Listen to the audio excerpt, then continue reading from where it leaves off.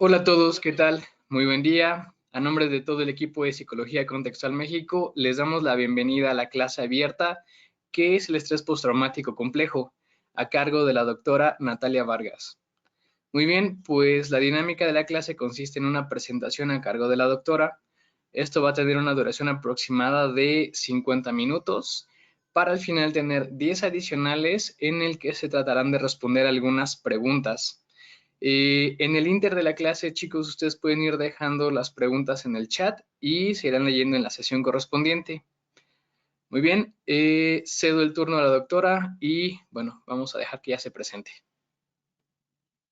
Bien, muchísimas gracias, Emma. Pues bueno, bienvenidos a todas y todas a este espacio.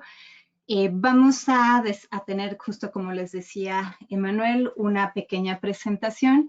Y pues bueno, a lo mejor algunos de ustedes ya me conocen, algunos no. Para los que no me conocen, pues bueno, yo soy doctora en investigación psicológica, soy psicóloga de profesión y me dedico a la docencia, a la parte también de la clínica y a la investigación. Y pues bueno, mi área de especialidad ha sido justo las terapias contextuales y el manejo del trauma y el trastorno límite de personalidad. Y pues bueno, ya haciendo esta pequeña introducción, voy a comenzar la clase presentando mi pantalla. Espero que todos lo estén viendo. Y pues bien, vamos hacia esto. Algo que quiero tener o que ustedes tengan muy en claro cuando hacemos este tipo de presentaciones es que ustedes también sepan de dónde viene el conocimiento. Para mí es muy importante en general hacer una declaración de intereses, de conflictos, podríamos decir, en general.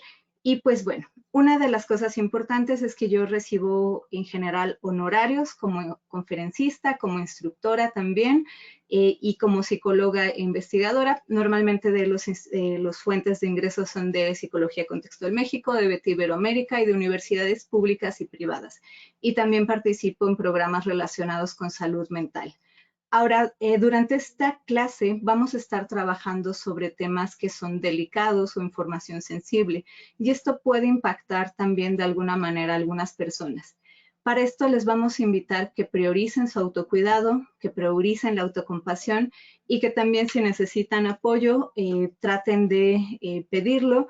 Y si en algún momento la información que se está manejando pues genera algún conflicto con ustedes, pues también que se den ese espacio de reconocerlo y tratarlo. Este es un espacio académico, entonces vamos a tratar de enfocarnos en la parte académica, claro, explicando toda la relación con la clínica, pero al final del día este es un espacio académico. Ahora bien, ¿qué estamos buscando lograr con esta clase? Pues que ustedes tengan claridad en lo que son en lo que es el concepto de estrés postraumático complejo. Vamos a ver que hay muchos diagnósticos que se parecen, que están relacionados, que incluso no todos los sistemas de clasificación diagnóstica lo reconocen como tal. Y entonces vamos a hablar sobre ese diagnóstico, vamos a hablar cómo se presenta, vamos a hablar algunos datos importantes sobre esto. Y bueno, lo diferenciaríamos de otros trastornos asociados, sobre todo uno que está muy relacionado, vamos a decir que son hermanitos, que es el estrés postraumático, y cuál es la diferencia entre el simple y el complejo. Vamos a estar hablando también, decíamos, sobre esos criterios diagnósticos que se han propuesto desde el CIE-11 para poder abordar problemáticas severas asociadas a trauma. Y también pues estaremos hablando sobre los retos y desafíos en la evaluación y en el tratamiento del trauma. Entonces, teniendo claro esto, vamos a entrar sobre algunas cosas básicas. Y estas cosas que son muy básicas es el estrés postraumático y qué lo origina, ¿no? Y desde ese origen vamos a estar hablando también de algunas cosas importantes en la definición. Para empezar a definir qué es una experiencia traumática. Y pareciera que es algo muy, como muy básico, muy claro, que podríamos decir trauma, pero la verdad es que incluso entre la parte de los investigadores, los clínicos, no siempre tenemos consenso sobre lo que es una experiencia traumática. Si nosotros nos vamos a la definición textual de la APA, pues lo que nos vamos a ver es que un evento traumático tiene que ver con una experiencia donde las personas estuvimos expuestas, ya sea de forma directa o de forma indirecta, hacia una situación donde nuestra vida, nuestra salud física o sexual fue vulnerada. Y esto puede generar problemas asociados a ello. Entonces, esta definición pues, hace bastante sentido, ¿no? Podemos decir, pues es muy clara, es muy precisa y también tiene una limitación, que esta definición tal cual no contempla otros eventos que pudieran estar relacionados también con una experiencia de inseguridad o de mucha vulnerabilidad, como puede ser las situaciones asociadas a negligencia, como pueden ser, bueno, negligencia, vamos a decir, una crianza negligente, como puede ser también ciertos tipos de situaciones donde le vamos a llamar traumas de T minúscula, donde constantemente hay críticas, humillación, ¿no? Hay esta parte de aislamiento y que generan también esta experiencia de mucha vulnerabilidad. Ahora, cuando nosotros vemos este tipo de experiencias, pues vamos a ver que es normal o es esperable más bien que ocurra también ciertos efectos en el organismo, que haya una parte donde se active mucho nuestro cuerpo para tratar de buscar zafarnos del peligro. A veces hay reacciones orientadas hacia el congelamiento o al escape o la huida, ¿no? Como parte muy adaptativa de una respuesta a una experiencia traumática. Y en general vamos a ver que muchas personas a lo largo de nuestras vidas vamos a estar expuestas de forma directa o indirecta a este tipo de eventos. Y esto es como bien relevante. Incluso si lo vemos hasta en cuestiones históricas como sociedad, pues hemos estado expuestos todos a una pandemia. De diferentes grados o formas hemos estado expuestos. Hemos estado expuestos en estos últimos años a situaciones de guerra, tal vez no directamente en el país, o tal vez sí a situaciones asociadas al crimen organizado o situaciones de terrorismo, ¿no? Por parte de algún grupo criminal que busca justo en la comunidad, ¿no? O en la ciudad poder generar esa sensación de caos o de peligro. Es decir, en general las personas estamos expuestas por el mismo riesgo que implica la vida a este tipo de experiencias. Sin embargo, no todas las personas que estamos expuestas a situaciones como esta desarrollamos problemas asociados a esto. Vamos a ver que hay una cantidad no considerable, vamos a decir, a nivel mundial, de personas que desarrollan problemáticas que van desde el trastorno por estrés postraumático, trastorno por estrés postraumático complejo, y hay también otras comorbilidades o incluso otros cuadros que pueden explicarse también desde la presencia de eventos traumáticos, como puede ser en algunas ocasiones la presencia de conductas adictivas, un duelo traumático o incluso en la niñez, ¿no? Estamos hablando también de algunas cuestiones de apego reactivo o desinhibido, ¿no? Entonces, es bastante relevante esto porque lo que vemos en general, que cuando las personas se exponen a este tipo de eventos traumáticos, hay una curva de adaptación ante las situaciones. Y esa curva de adaptación ante las situaciones implica una respuesta fisiológica intensa asociada a la sobrevivencia. Esta respuesta fisiológica, como ya lo comenté, puede ser síntomas decimos, de hiperactivación, como latidos cardíacos más acelerados, como cambio en la tensión muscular, ¿no? Como en esta parte cambios en la temperatura, la necesidad de movilización que tienes justo esa respuesta fisiológica.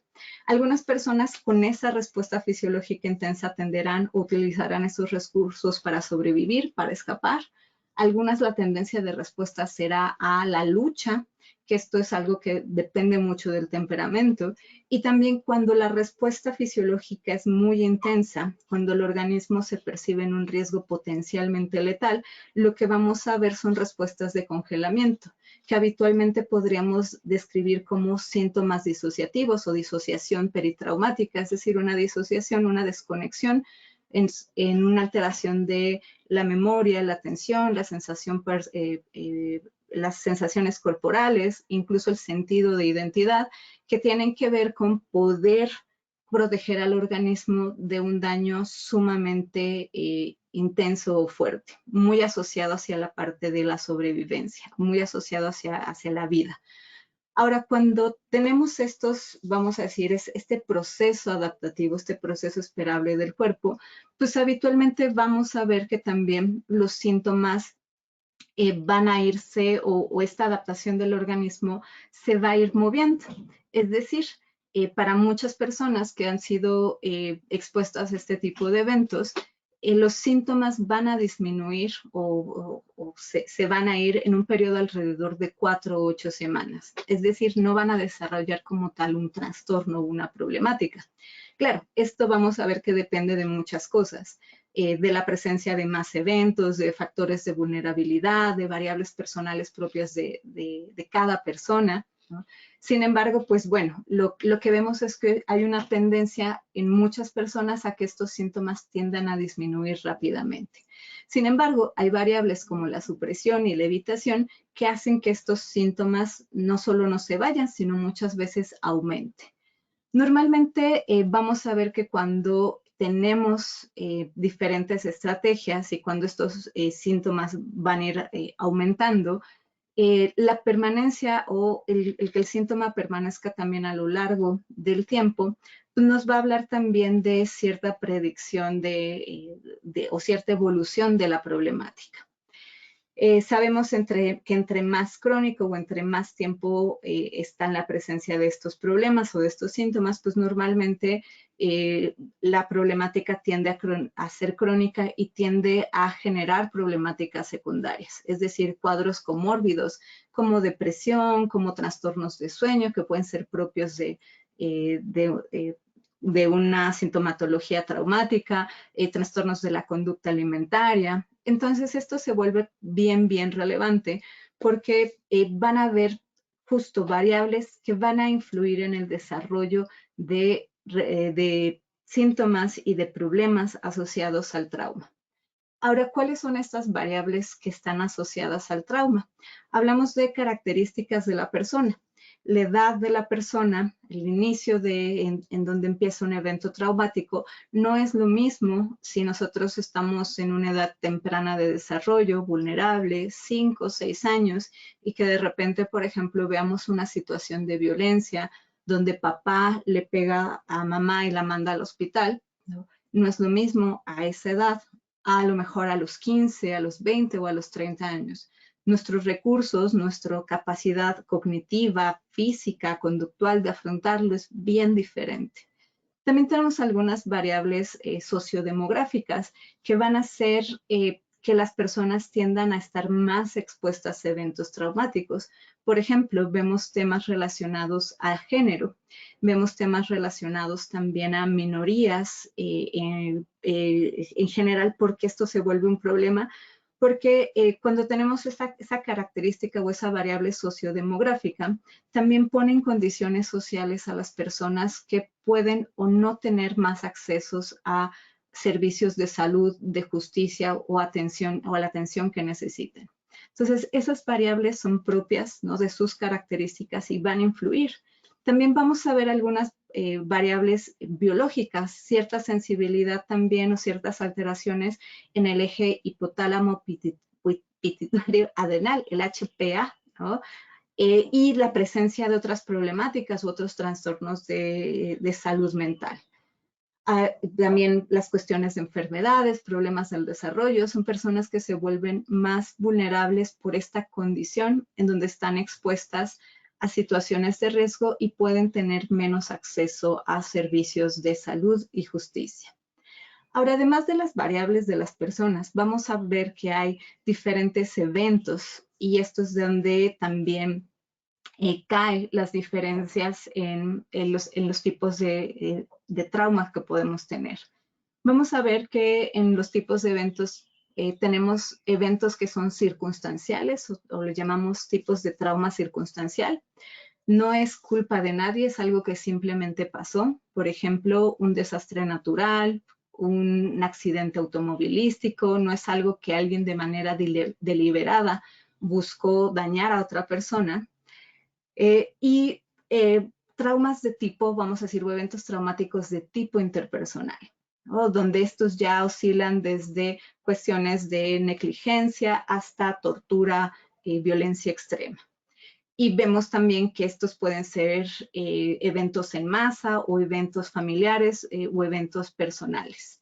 Ahora, ¿qué tiene también de relevante este tipo de eventos o este tipo de características? En el caso de traumas de tipo interpersonal, vamos a ver entre algunas de las clasificaciones o de las categorías que ponemos estos eventos, violencia intrafamiliar, violencia de pareja, vamos a hablar también violencia de género, vamos a hablar temas de negligencia infantil, vamos a hablar de crímenes sexuales, vamos a ver que este tipo de situaciones en una gran cantidad de eventos o estadísticamente una gran cantidad de eventos que pasan están relacionados o las personas que los cometen están relacionados entre sí. Es decir, una persona que está expuesta a un abuso sexual infantil habitualmente es una persona o ha sido ejecutado ese abuso sexual infantil por parte de una persona cercana a ella. Entonces empieza a tomar bastante relevancia el tipo de evento, la edad de inicio también o la edad en la que pasó ese evento, porque va a haber variables en las que va a influir de manera considerable en el desarrollo y en la adaptación del individuo.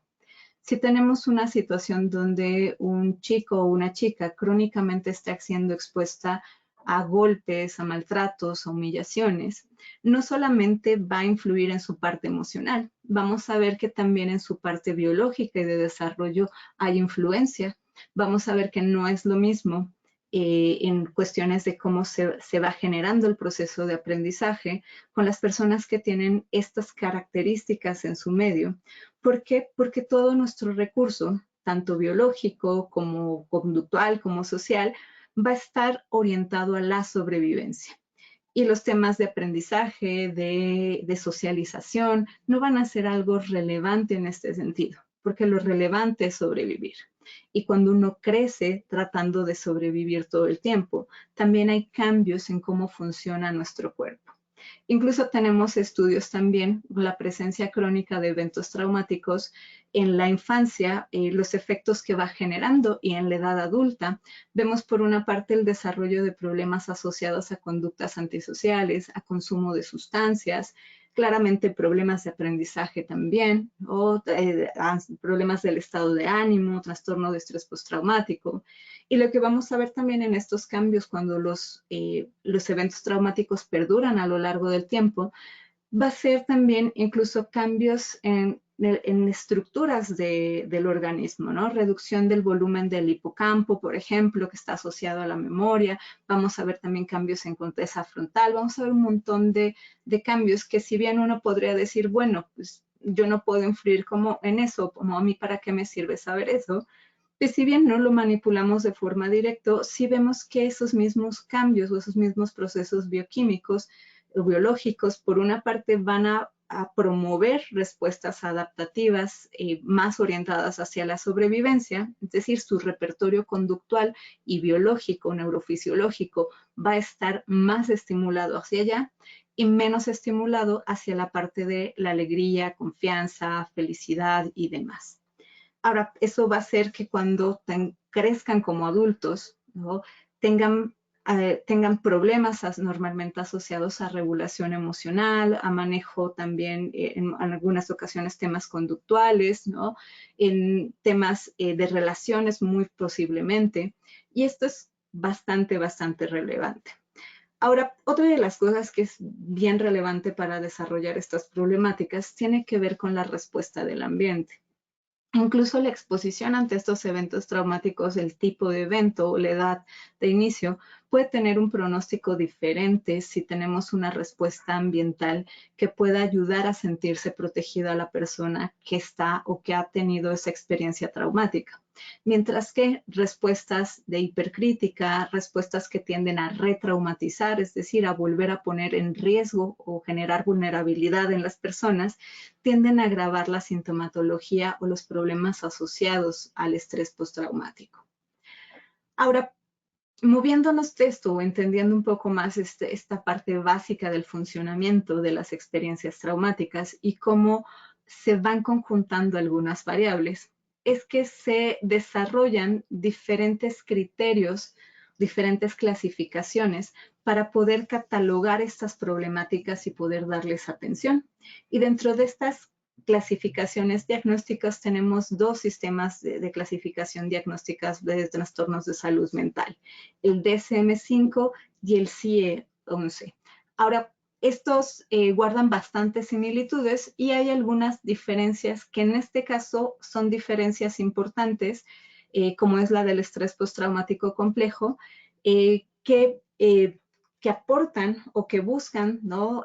Con esta diferencia también, buscan generar investigación y tratamientos para personas con características en su problemática que no son suficientes o que los diagnósticos psiquiátricos tradicionales no nos alcanzan para trabajar con el problema. No nos alcanzan en el caso de las personas que tienen un seguro y el seguro paga el tratamiento. No alcanza el seguro para hacer estos pagos. O incluso en temas de salud pública o salud privada también, el no tener claridad del cómo se desarrolla un problema y cómo se puede trabajar, lo que va a hacer son generar costos económicos tanto en salud pública como privada, y va a generar también impactos normalmente iatrogénicos o perjudiciales para las personas que tienen, ¿no? esta gran complejidad de problemas.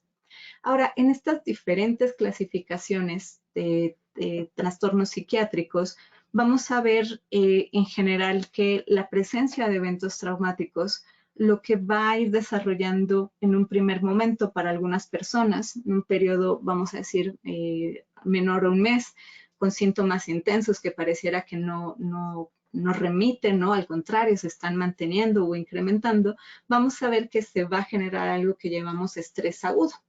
Habitualmente, teniendo en claro estos estudios y el conocimiento del trauma, vamos a ver que hay una respuesta de adaptación. Sin embargo, hay personas que en esa adaptación no lo pueden lograr y lo que están empezando a tener entonces es una activación fisiológica constante e intensa. Habitualmente vamos a ver emociones relacionadas con miedo, con angustia, con tristeza. Vamos a ver también, ¿no? esta activación con pensamientos, imágenes, ¿no?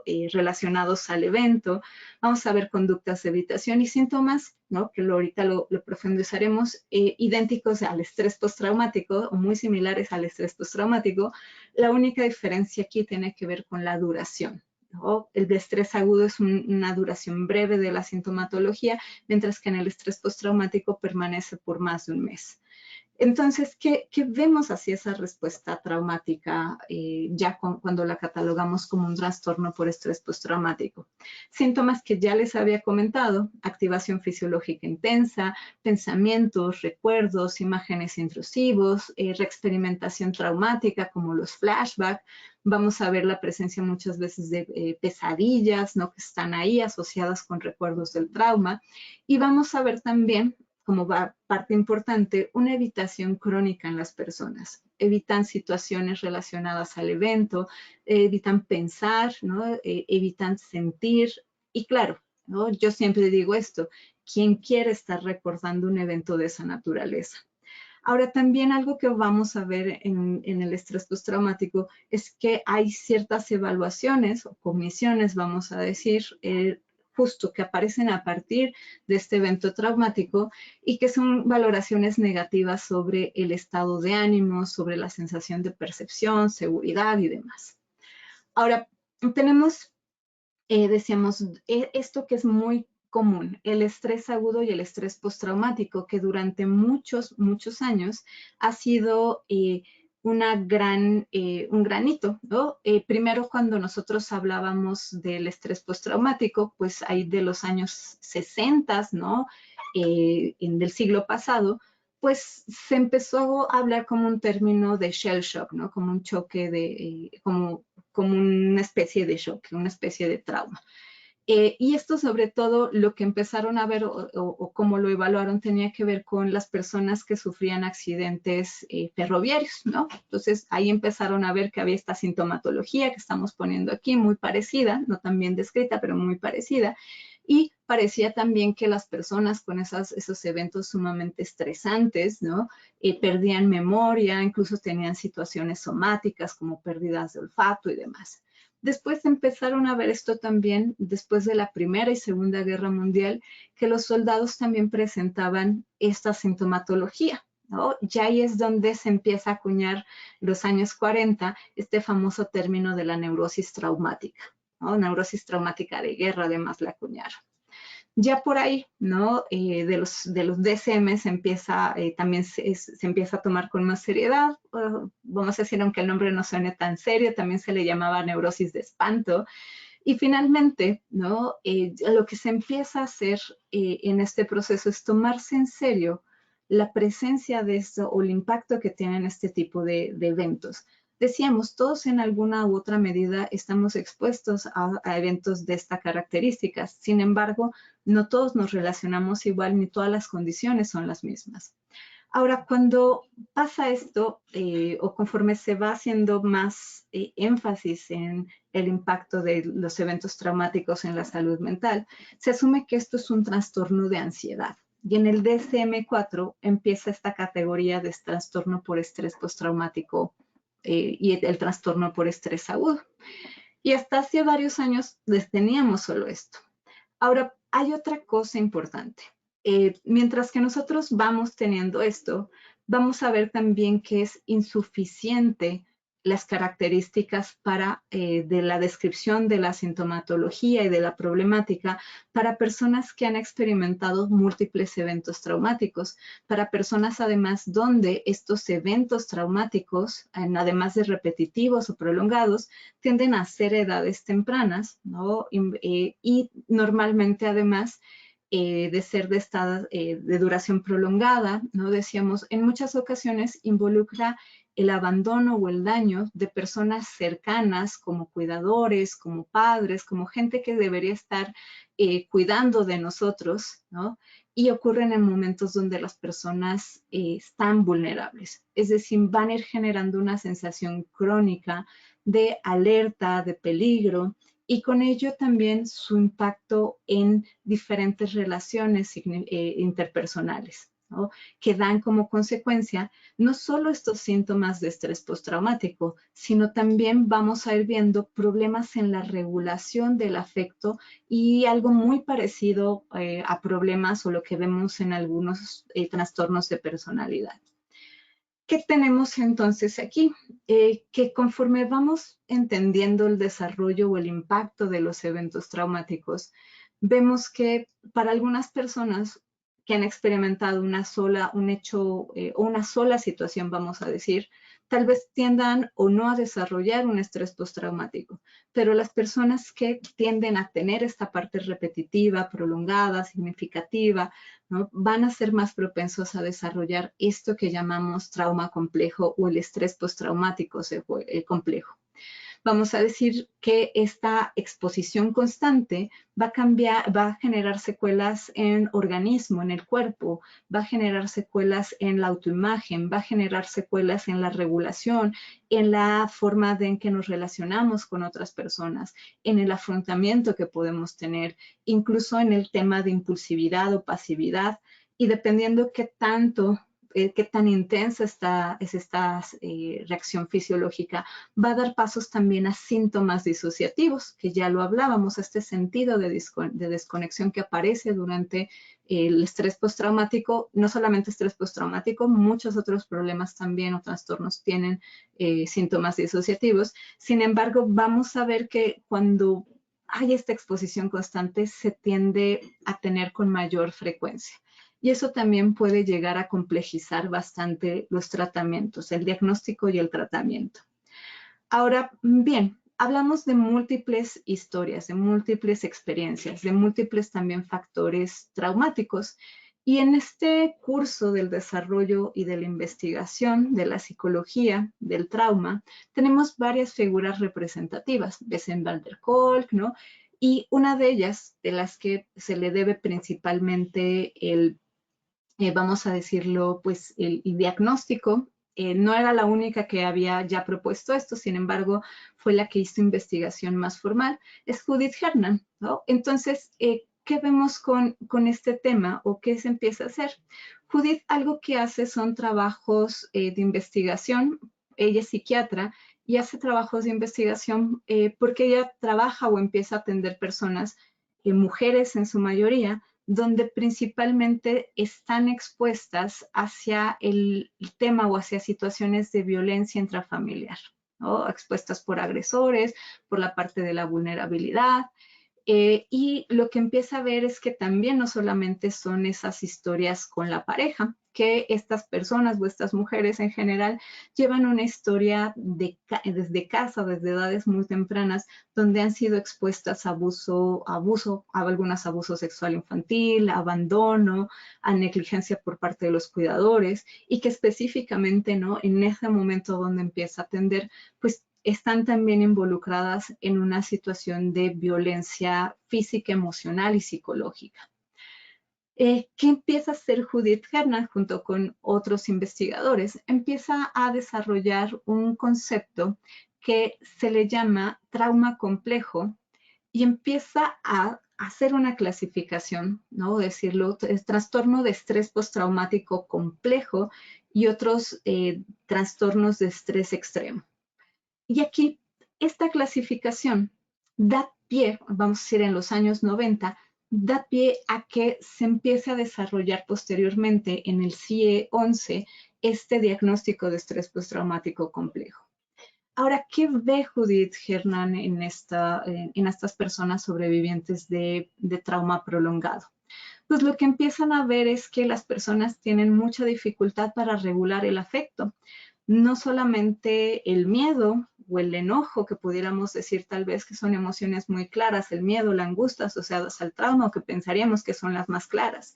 También están esas sensaciones de vergüenza, de culpa, de impotencia, y vamos a ver una tendencia también a experimentar más emociones que habitualmente catalogamos como negativas.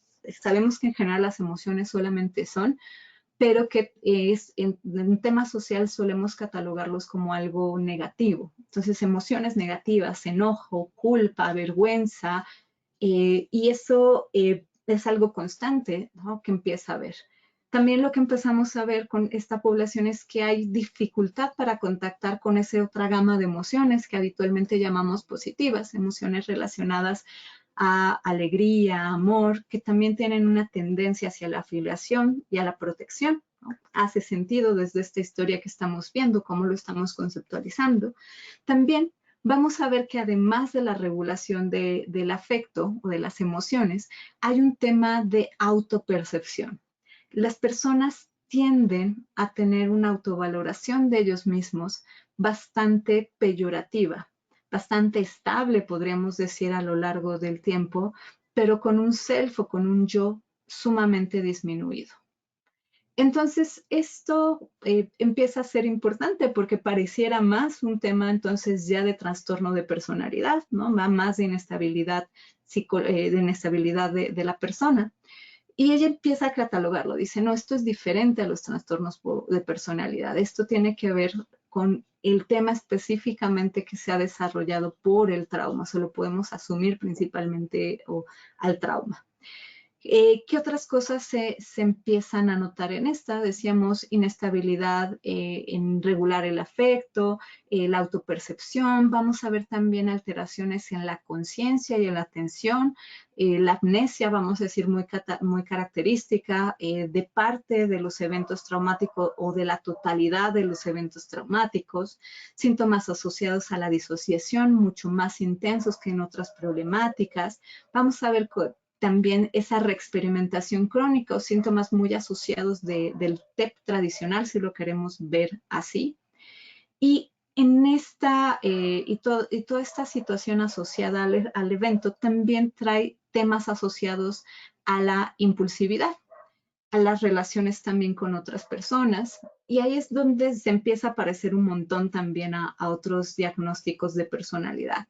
Porque por una parte hay cambios en la percepción, ese sentido muy estable y muy disminuido, muy peyorativo sobre ellos mismos, esa dificultad de establecer relaciones, ¿no? Tanto de repetir patrones de victimización, como en algunas ocasiones decía también Judith Hernan, que victimarios, ¿no? O tender a repetir estos ciclos, y esas relaciones, vamos a decir, con los demás, y ese sistema de creencias o significados también se ve afectado en estas problemáticas complejas.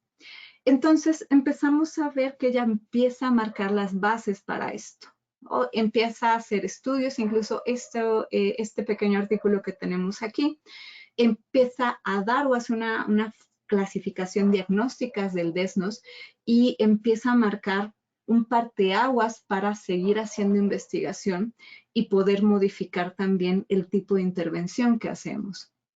Por otro lado, ¿no? Hay cambios en el CIE-10 como tal, también se empiezan a ver o se empieza a meter un criterio importante, ¿no? Que el cambio de personalidad se puede también ver afectado por una experiencia catastrófica, ¿no? Que vulnera a la persona. Entonces, empieza a haber más investigación, hay muchas personas, Bessem van der Kolk, también Curtines, Julian Ford, ¿no? Hablan mucho de este desarrollo del trauma infantil, el trauma complejo en infancia y adolescencia, y ¡pum!, ¿no? Tenemos entonces que esto se va tomando más en serio y que entonces empieza a haber una clasificación diagnóstica bajo el CIE-11, ya en esta nueva versión, hace unos años, para poder trabajar con eso. Porque el estrés postraumático, los criterios que teníamos de estrés postraumático eran insuficientes. Y más bien lo que veíamos en este punto era una alta comorbilidad, como nos pasa con una gran cantidad de trastornos o de diagnósticos psiquiátricos, una alta comorbilidad, ¿no? Y entonces empezábamos a decir, ok, tiene trastorno límite y estrés postraumático, tiene trastorno de la conducta alimentaria y estrés postraumático, tiene adicciones y estrés postraumático, tiene... Pum, pum, ¿no? Y hay muchas de las cosas que cuando hay estas situaciones de la exposición a este tipo de eventos, las características, la vulnerabilidad, pueden explicarse muy bien desde un modelo de trauma. Ahora viene esta clasificación. ¿Qué tiene? Vamos a decir, ¿es necesaria? Sí, era necesaria porque no solamente para poner una estrellita, decir, un nuevo diagnóstico, wow, ¿cuántos más vamos a inventar? No, es necesario o ha sido necesario, como les he comentado, porque también a partir de que podemos ponerle nombre y etiqueta, nombre y apellido a un problema, ¿no? Sin casarnos con esa etiqueta o con ese nombre y apellido, podemos empezar a ver cómo funciona o cómo se mantiene esa problemática, qué variables están asociadas, qué variables la mantienen, o en qué variables podemos influir para el cambio. Y podemos entonces desarrollar tratamientos más adecuados, más breves, tratamientos que ayuden realmente a las personas bajo este marco de intervención. Ahora, uno de los grandes desafíos que se tiene también o que se ha tenido es que mucha de la sintomatología parece, ¿no? O se traslapa con otros diagnósticos psiquiátricos, específicamente con trastorno límite de personalidad. Haciendo ya una clarificación de cuáles son esos síntomas que ahora lo vamos a ver que se traslapan, podemos ver o podemos hacer este resumen que hacen el CIE-11 estos criterios de diagnósticos criterios de clasificación para el diagnóstico, que una persona que desarrolla estrés postraumático complejo, o el desarrollo más bien del estrés postraumático complejo, se tiene como un criterio que las personas han estado expuestos a eventos, decíamos, traumáticos, ¿no? O como lo definimos en su inicio, que son habitualmente estresantes, ¿no? El CIE dice extremadamente amenazantes u horribles, ¿no? Que comúnmente estos eventos son prolongados o generan un impacto de mucho abrumamiento, ¿no? De mucha inestabilidad, son perturbadores, decimos, y son repetitivos. Es decir, puedo estar en un evento prolongado, traumático, una duración prolongada por días, semanas, meses, años, como es, por ejemplo, una situación de violencia, una situación de abuso sexual. Son situaciones o son eventos traumáticos que no pasan en un solo momento. Hay un desarrollo de ese evento o de esas situaciones asociadas a ese evento de trauma que habitualmente tiene una larga duración, ¿no? Ahora, estos eventos, ¿no? Que decimos que normalmente son prolongados o son repetitivos, es decir, ocurre constantemente en la vida de la persona que está expuesta a estos eventos, ¿no? Normalmente es difícil escapar, es difícil que la persona lo pueda afrontar por ella misma. Algunos de estos, vamos a decir, eventos, ya lo he dicho, situaciones asociadas de violencia, pero también entran aquí, vamos a decir, situaciones de violencia extrema, como tortura, como esclavitud, como violencia doméstica o violencia intrafamiliar prolongada, ¿no? Abuso físico y bullying, podemos hablar también de ello. Y vamos a ver también que esto, no solamente esa la exposición de esos eventos, no solamente genera síntomas de estrés postraumático, como lo son los flashbacks, ¿no? Como lo son la evitación, como lo son las percepciones persistentes de amenaza, sino además de tener estos síntomas de estrés postraumático, también genera problemas graves en la regulación del afecto o la emoción. Específicamente vamos a hablar en dificultad para poder regularse, en esta constante sensación de adormecimiento emocional, y ahí vamos a tener teorías y modelos de trauma neurobiológicos que nos explican muy bien por qué hay estos problemas de adormecimiento y de regulación emocional. Vamos a decir, en su ventana de tolerancia, o están hasta arriba o están hasta abajo en su arousal o su hipoarousal y no logran regularlo. Vamos a ver también, ¿no?, que estos síntomas graves tienen que ver con creencias también sobre uno mismo como muy disminuido, muy derrotado, roto, inútil, una persona inservible, poco menos de basura se dicen a veces, y normalmente van acompañados con sentimientos de vergüenza, culpa o fracaso. Y claro, todo esto se va relacionando con, o está relacionado con la presencia de estos eventos traumáticos. Vamos a ver también que hay dificultad para mantener relaciones cercanas, ¿no? Para sentir que conectan con las personas. Hay esta constante referencia en no sentirse entendidos, esta constante referencia de sentirse solos, ¿no? Esto pasa de forma bien frecuente. De hecho, es un criterio diagnóstico. Y vamos a ver también que esos síntomas causan deterioro significativo en el área personal, en la familia, en la parte educativa o en el trabajo, ¿no? Y en general afecta de manera significativa la vida de las personas. Ahora, bien, ¿no? Estos síntomas, decíamos, parecen o se llegan a parecer bastante a los de otro problema u otro trastorno que hablamos en salud mental, que es el trastorno límite de personalidad, donde también tenemos problemas asociados a la regulación emocional, conductual y cognitiva. Y si bien presentan muchas veces muchas similitudes en las topografías de su conducta, vamos a ver que sí hay diferencias en la conceptualización y por lo tanto en el tratamiento. Si bien en el trastorno límite de personalidad puede presentarse o no autolesiones, ¿no? Sí vamos a ver también esfuerzos de repente caóticos para poder regular las emociones, para poder mantener las relaciones interpersonales. Y algo que vamos a ver muy característico del trastorno límite de personalidad es esa inestabilidad del yo o de la autopercepción.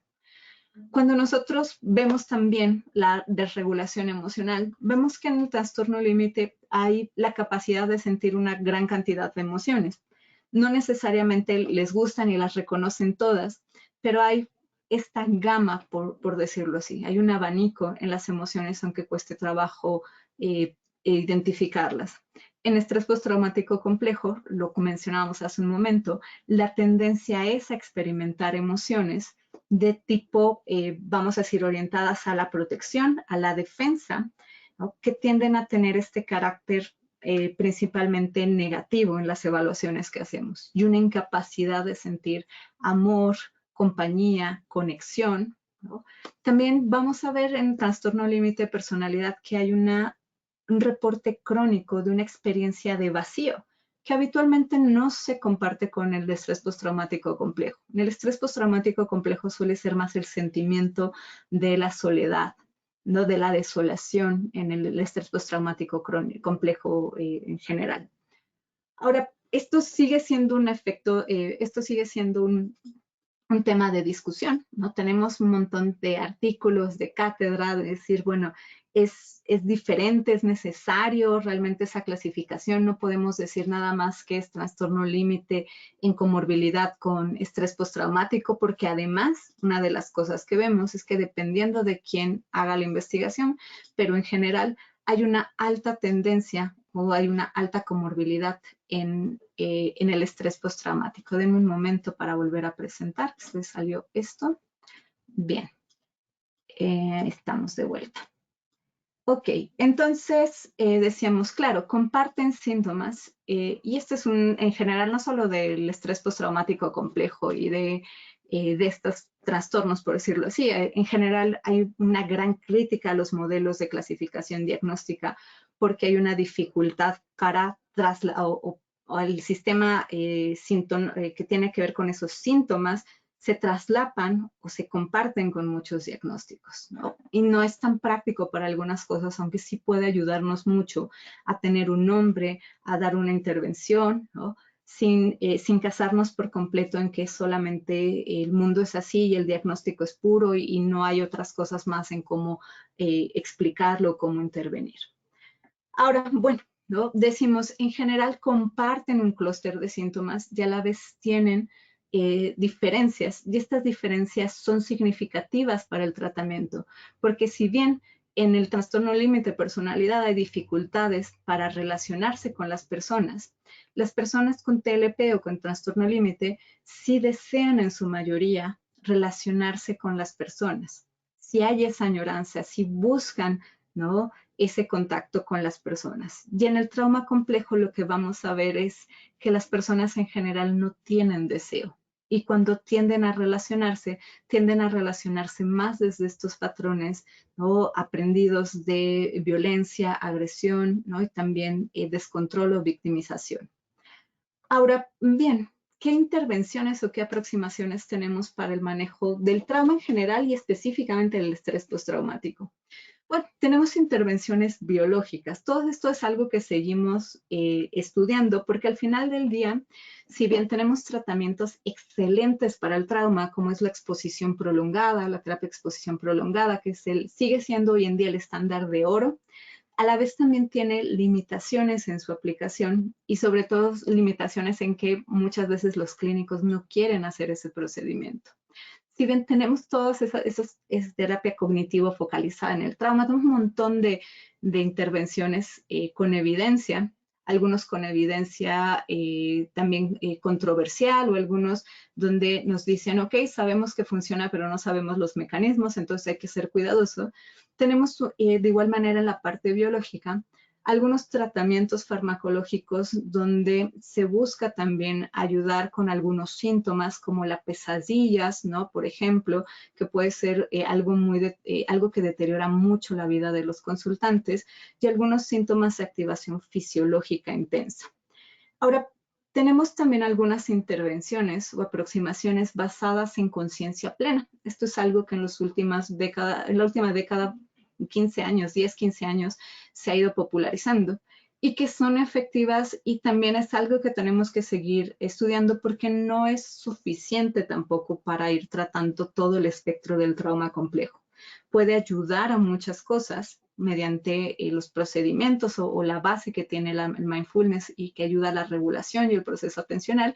Sin embargo, hay componentes como la estructura del yo, las relaciones interpersonales, que requieren otro tipo de aproximaciones.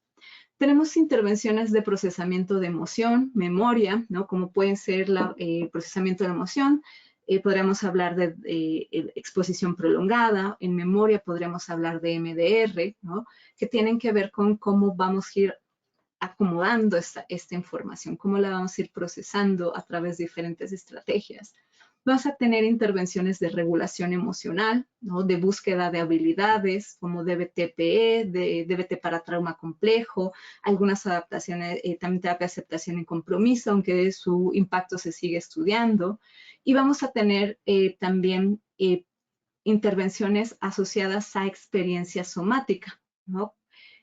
También, ¿no? Terapias psicocorporales que son importantes también en el manejo del trauma, que en ocasiones nos quedamos en la memoria o nos quedamos en la conducta o en la cognición y de repente no se le da tanto énfasis también a la experiencia corporal.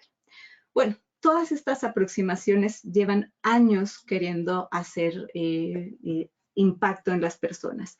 Y lo cierto es que tenemos algunos datos, específicamente estrés postraumático complejo, vamos a decir, en el estrés postraumático se ha estudiado, hay tratamientos muy buenos para ello, pero en el estrés postraumático complejo es algo que seguimos desarrollando y tenemos algunos resultados también, o algunos estudios que ya de algunos años atrás se vienen haciendo.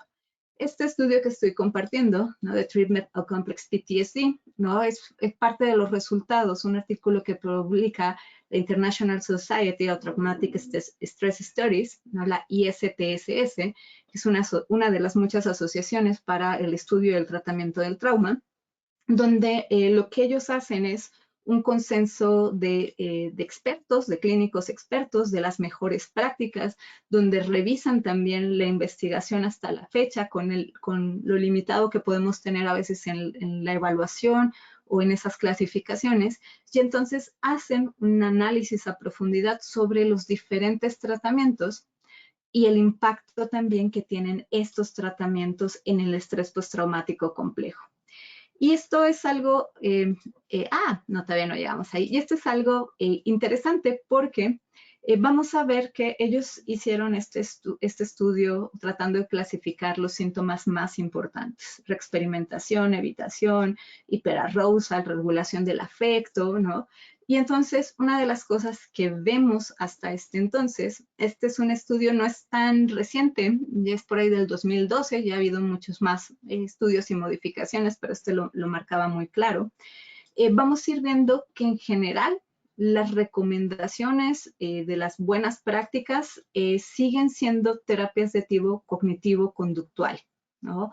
Que utilizan de base las técnicas de exposición y reprocesamiento del trauma. Ahora, bien, ¿no? Esto da para muchísimo más. Y estamos ahora sí ya en tiempo, ¿no? Buscando justo como poder haber atendido sus dudas. Y bueno, vamos a dar espacio para las preguntas si es que las hay. Y para esto voy a dejar de compartir mi pantalla y bien, vamos a ir viendo en el chat. Al parecer, hasta ahorita no hay ninguna pregunta. Les invitamos a hacerlo si ustedes empiezan a identificar o algo que no les haya quedado del todo claro.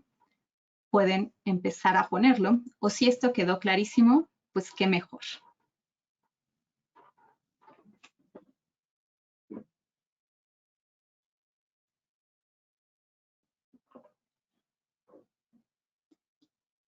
Bien, mientras tanto, y si que ustedes van escribiendo sus preguntas, vamos a aprovechar también para, déjenme compartir esta parte, bien, vamos a aprovechar también para invitarlos a también, si ustedes quieren seguirse formando, quieren seguir conociendo más sobre las terapias de trauma, tenemos un programa de formación también que está a punto de comenzar, que realmente abarcamos esto y los problemas asociados, las comorbilidades, que también puede ser de gran utilidad si ustedes quieren o están interesados en el tema del trauma.